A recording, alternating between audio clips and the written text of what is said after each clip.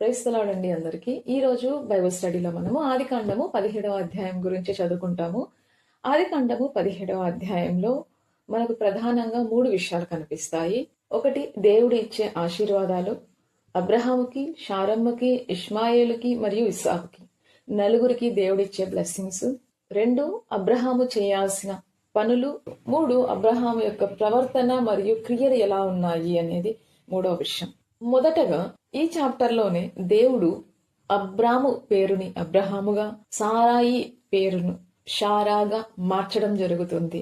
అబ్రహాముగా అనగా జనములకు తండ్రి అని, షారా అనగా జనములకు తల్లి అని దేవుడు వారిద్దరి పేర్లను మనకు 17వ అధ్యాయంలో మారుస్తున్నాడు. అంతేకాకుండా అబ్రహాము యొక్క సంతతిని దేవుడు అత్యధికముగా అభివృద్ధి చేస్తానని, అబ్రహాము అనేక జనములకు తండ్రి అవుతాడని, అతనికి అత్యధికంగా సంతానాభివృద్ధి జరుగుతుందని, అనేక జనములు అబ్రహాములో నుండి వస్తాయని, అలాగే రాజులు అబ్రహాములో నుండి వస్తారు అని దేవుడు అబ్రహాముకు వాగ్దానం ఇస్తున్నాడు.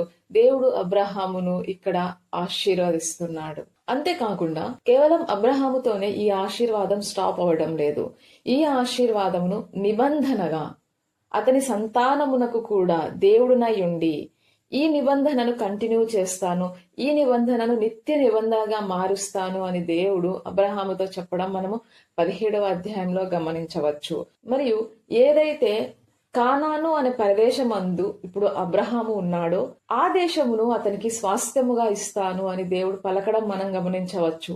అబ్రహామును దేవుడు కల్దీయుల ఊరా అనే పట్టణం నుండి పిలుస్తాడు. అది మనం 12వ అధ్యాయంలో గమనించాము. అక్కడ నుంచి కానానుకు నేను తీసుకెళ్తాను, నేను నీకు చూపించే దేశమునకు బయలుదేరి వెళ్ళు అని దేవుడు చెప్పడము, అబ్రహాము అంగీకరించి ఆ దేశం నుండి బయటకు రావడము మనం చూసాము.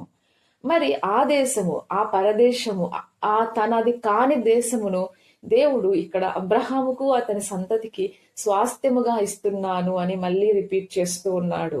అంతేకాకుండా షారమ్మ పేరు కూడా షారాయి నుంచి షారాగా మార్చి ఆమెకు కుమారుణ్ణి కలగజేస్తానని, ఆమెను ఆశీర్వదిస్తానని, ఆమె జనములకు తల్లి అయి ఉండును అని, మరియు రాజులు ఆమె వలన కలుగును అని అబ్రహాముతో చెప్తాడు దేవుడు. అంతేకాకుండా దేవుడు ఎప్పుడైతే ఈ బ్లెస్సింగ్ అనేది ఇచ్చాడో అప్పుడు అబ్రహాము సందేహిస్తాడు, అనుమానపడతాడు, జరుగుతుందా అనేసి తనలో తాను నవ్వుకుని, అప్పటికే తనకు కుమారుడు కలిగి ఉన్నాడు హాగర చేత. 86 ఏళ్లప్పుడు మనకు ఇష్మాయేలు పుట్టినట్లుగా లాస్ట్ చాప్టర్ లో చూసాం. ఆ విషయాన్ని దేవునికి చెప్తూ, దేవా, ఇష్మాయేలు నీ సన్నిధిని బ్రతకడానికి అనుగ్రహించు, అంటే నాకు కుమారుడు పుట్టబోచున్నాడు, అతని చేత సంతానాభివృద్ధి కలగజేస్తాను అని నువ్వు అంటున్నావు. కానీ దానిని పూర్తిగా నమ్మలేని అబ్రాము ఇష్మాయేలుతో ఆ నిబంధనను కొనసాగించమని, ఇష్మాయేలును ఆ నిబంధనకు అర్హుడిగా చూడమని దేవుణ్ణి అడుగుతున్నాడు, దేవుణ్ణి రిక్వెస్ట్ చేస్తున్నాడు. అందుకు దేవుడు అంటాడు, నేను నీ మాట విన్నాను, ఇష్మాయేలును కూడా నేను ఆశీర్వదిస్తాను, అతనికి కూడా సంతానాభివృద్ధి కలగజేసి అత్యధికముగా అతన్ని విస్తరింపజేస్తాను, గొప్ప జనముగా చేస్తాను.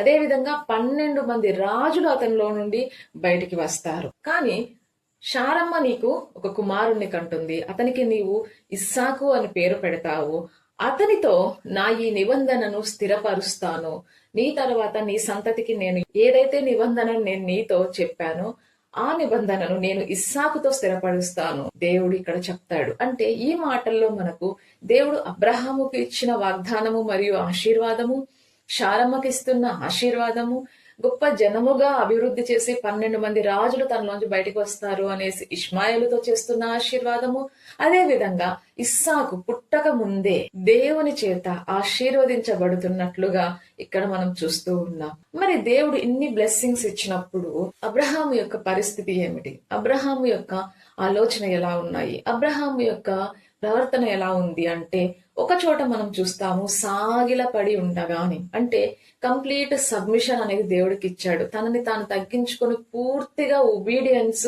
విధేయతను చూపిస్తూ ఉన్న విధంగా మనము ఇక్కడ అబ్రహామును చూడొచ్చు. Complete obedience, complete submission to God. And ఇంకొక చోట ఎప్పుడైతే దేవుడు షారాయి నీకు పిల్లలు కంటుంది అని చెప్తున్నాడో అక్కడ మనసులో నవ్వుకుంటాడు. అంటే దాదాపు 100 ఏళ్ల గల నాకు కుమారుడు పుడతాడా, 90 ఏండ్లు గల శారమ్మ కొడుకును కంటుందా? ఇది జరిగే విషయమేనా అనేసి తన మనసులో ఒక బాధ ఉంటుంది. ఒక నమ్మలేని స్థితిలో తన మనస్సు ఉంటుంది. కరెక్టేనండి, ఇది మనుషుల వల్ల అయ్యే విషయం కాదు. కానీ దేవునికి సమస్తము సాధ్యమే. మరి సమస్తము సాధ్యమైన ఆ దేవుడు, ఈ చాప్టర్ మొదట్లోనే ఒక మాట ఉంటుంది, నేను సర్వశక్తి గల దేవుడను అని. మరి ఆయన సర్వశక్తి గల దేవుడు అయినప్పుడు ఆయన ఇచ్చిన వాగ్దానమును ఆయన నెరవేర్చడా? ఆయన ఇచ్చిన మాటను ఆయన నెరవేర్చడా? లేదు. సమస్తము చేయగలిగిన దేవుడు ఆయన. ఆ పని చేయడము మనము తర్వాతి చాప్టర్స్ లో చూస్తాము. ఆ విధంగా ఉన్న అబ్రహాము మనస్సు, ఆ విధంగా ఉన్న అబ్రహాము పరిస్థితి, బిహేవియరు, ప్రవర్తన అనేది, కానీ దేవుడి మాట చెప్పిన తర్వాత దేవుడి ఆజ్ఞను, దేవుడి నిబంధనను, దేవుడి మాటను అబ్రహాము యాక్సెప్ట్ చేస్తాడు. దేవుడు ఏదైతే చేయమని చెప్పాడో ఆ పని అబ్రహాము చేయడం మనము ఈ అధ్యాయం చివరిలో చూస్తాం. మరి దేవుడు అబ్రహాముకి ఏమని చేయమని చెప్పాడు? ఈ అధ్యాయంలో మొత్తంగా 3 పనులు చేయాల్సిందిగా అబ్రహాముకు దేవుడు చెప్తాడు. మొదటిది ఏంటి అంటే, నా సన్నిధిలో నడుచుచు. ఈ విషయాన్ని మనం అధ్యాయం మొదట్లో చూస్తాము. ఏం ఫస్ట్ చెప్తున్నాడు అంటే, దేవుడు ఇచ్చే మొదటి కండిషన్ ఏంటి అంటే, నా సన్నిధిలో నడుచుచు. రెండో కండిషన్ ఏంటి అంటే, నిందారహితుడివై నువ్వు ఉండాలి. నిందారహితుడిగా ఇంకొక వ్యక్తిని ఆల్రెడీ మనము ఆదికాండంలో చూసాము. ఎవరు అంటే నోవహు. తన తరములో నిందారహితుడై నోవహు ఉండెను. అంతేకాకుండా అతని నీతిపరుడు కాబట్టి యెహోవా దృష్టికి అతను కృపనొందిన వాడు ఆయను అని మనము అక్కడ గమనిస్తాము. ఇక్కడ అదే నిందారహితుడుగా ఉండే విధంగా అబ్రహామును దేవుడు అడుగుతున్నాడు. మరి ఈ 2 కండిషన్లతో పాటు ఇంకొక కండిషన్ దేవుడు పెట్టాడు. అదేంటి అంటే, నిబంధనకు గుర్తుగా శరీరమందు ఒక గుర్తు ఏర్పాటు చేస్తున్నాడు. అదే సున్నతి. సున్నతి ద్వారా ప్రతి మగబిడ్డ, అబ్రహాము సంతానంలో పుట్టిన ప్రతి మగబిడ్డకి 8వ రోజున సున్నతి చేసే విధంగా దేవుడు ఇక్కడ అబ్రహాముతో నిబంధనను ఏర్పాటు చేస్తున్నాడు. మరి ఈ నిబంధన, దేవుడు ఏ నిబంధననైతే ఈ విధంగా చెప్పాడో, మరి ఏ నిబంధననైతే దేవుడు చేయమనేసి అబ్రహాముకు చెప్పాడో ఆ పనిని చేయడం మనం ఈ అధ్యాయం చివరిలో గమనిస్తాము. అబ్రహామును, అతని ఇంటి వారు అందరూ మరియు అతని చేత వెండితో కొనబడిన వారందరూ, మగవాళ్ళు ప్రతి ఒక్కరికి ఒకే రోజు సున్నతి జరుగుతుంది. ఇందులో ఈ సున్నతి జరిగినప్పుడు అబ్రహాము యొక్క వయస్సు 99 సంవత్సరాలైతే ఇష్మాయేలు యొక్క వయస్సు 13 సంవత్సరాలు. 8 రోజుల వయస్సు గల ప్రతి కుమారునికి, ఆ ఇంట్లో పుట్టిన వాళ్ళు కావచ్చు, వెండితో కనబడిన వారు అంటే స్లేవ్స్ ఉంటారు కదండి, బానిసలుగా తెచ్చుకుంటారు, వాళ్ళని కొనుక్కొని తీసుకుని వస్తారు. అలాంటి వారు ప్రతి ఒక్కరికి కూడా ఈ నిబంధన, దేవుని యొక్క ఆశీర్వాదం వాళ్ళ మీదకి రావాలి అంటే ఈ సున్నతి అనేది కంపల్సరీ అని దేవుడు ఇక్కడ అబ్రహాముతో చెప్పడము, మరి అబ్రహాము దాన్ని పాటించడము మనం గమనిస్తున్నాము. ఆ విధంగా అబ్రహాము మరియు అతని కుమారుడైన ఇష్మాయేలు ఒకే రోజు సున్నతి పొందుతారు. ఇది మనకు 17వ అధ్యాయం గురించి ఉన్న సమ్మరి. ప్రార్థన చేసుకుందాము. ప్రేమ నమ్మకం గల నా ప్రియ పరలోకమందున్న నా ప్రభువా, ఇంతవరకు నీ రెక్కల కింద కాచి కాపాడి మమ్మల్ని రక్షించి ఈ విధంగా ప్రభువా నిన్ను స్తుతించుటకు, నిన్ను ఘనపరచుటకు మాకిచ్చిన ఈ అవకాశమును బట్టి, భాగ్యమును బట్టి వేలాది వందనములు, స్తుతులు, స్తోత్రములు చెల్లించుకుంటున్నాను నా దేవా. ప్రభువా, మరి తండ్రి, ఈ రోజు మరి రాత్రంతా ప్రభా మంచి నిద్రను ప్రసాదించి మరి ఒక దినమును మా జీవితంలో ప్రసాదించిన మా దేవానికి వేలాది వందనములు, స్తుతులు, స్తోత్రములు తండ్రి. మరి ఎలాగైతే ప్రభా అబ్రహామును ఆశీర్వదించావో, శారమ్మను ఆశీర్వదించావో, ఇష్మాయేలును ఆశీర్వదించావో, ఇస్సాకును ఆశీర్వదించావో, ఆ విధంగా ప్రభా మమ్మల్ని కూడా ఆశీర్వదించమని అడిగి వేడుకుంటున్నాం మా ప్రభా.